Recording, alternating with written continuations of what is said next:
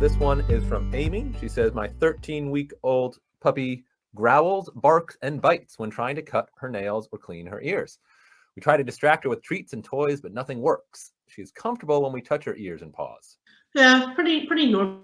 They don't like the equipment. They don't like their nail clippers, and getting into your ears is a bit offensive to them. So it sounds like you're on the right track if she's comfortable with you touching her ears and paws, but isn't comfortable with the process of poking and prodding and cleaning and clipping. So you, at this stage, you probably don't have to do all of those things all at once, or do it all in one session. So again, this is probably just a case of humans going too far too fast, just like we did with the outside. You can't go from indoor training to real world training, and you can't go from trading quick touches for treats and to actually full on grooming processes. So even if she's okay with you touching her feet and her ears, and maybe even her mouth, I would still be trading touches for treats. In this case, at least one meal a day would be hand fed for handling practice. For classical conditioning purposes, touch one ear and feed, touch one ear and rub it and feed, touch one ear and put the cloth to it, whatever it may be.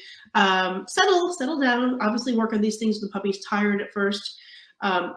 In our essential puppy training course, I think in the first session we did with Eve for acclimating her to clippers, did I clip any toenails, Jamie, in the first one?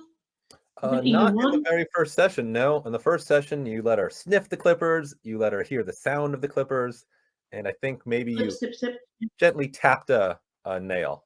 So successive approximations of what you want your puppy to accept is what you're reinforcing at this point. Don't go from A to Z.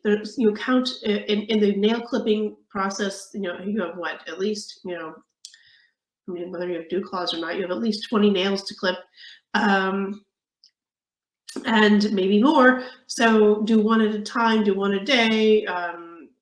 Practice holding, your puppy putting their paw in your hand and holding it still without anything else happening.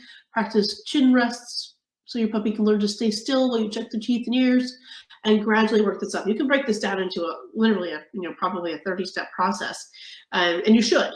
Because your puppy is super young, and it'd be great if you just said, okay, time for your ear cleaning, chin rest, ears, and then we're able to clean their ears, clean their ears. Okay, free, and and let them do that. So cooperative care classes and there's books and classes and courses on cooperative care and handling.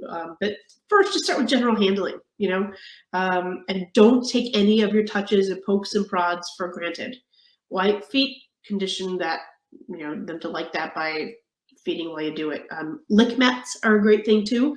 These rubber mats that have grooves in them that can be stuck to the wall or stuck to the floor, and you can smear peanut butter or canned food or cream cheese on there, baby food, and you can even freeze it so that they've got to lick at this. It's hard to get the stuff out. And that's what I do with Eve a lot. I put out some peanut butter or canned food and freeze it and put it on a lick mat and stick it on the floor on the wall, and then I do some grooming. And she's just busy doing something else. And we do short sessions. We don't, she might need an hour's worth of grooming, but I'm going to do maybe 5 to 10 minutes a day at first until we work up to an hour, which we are up to right now. Actually, I can groom her for an hour, which I got a terrier that needs to be stripped. So we're spending a lot of time on grooming. So I want her to enjoy it.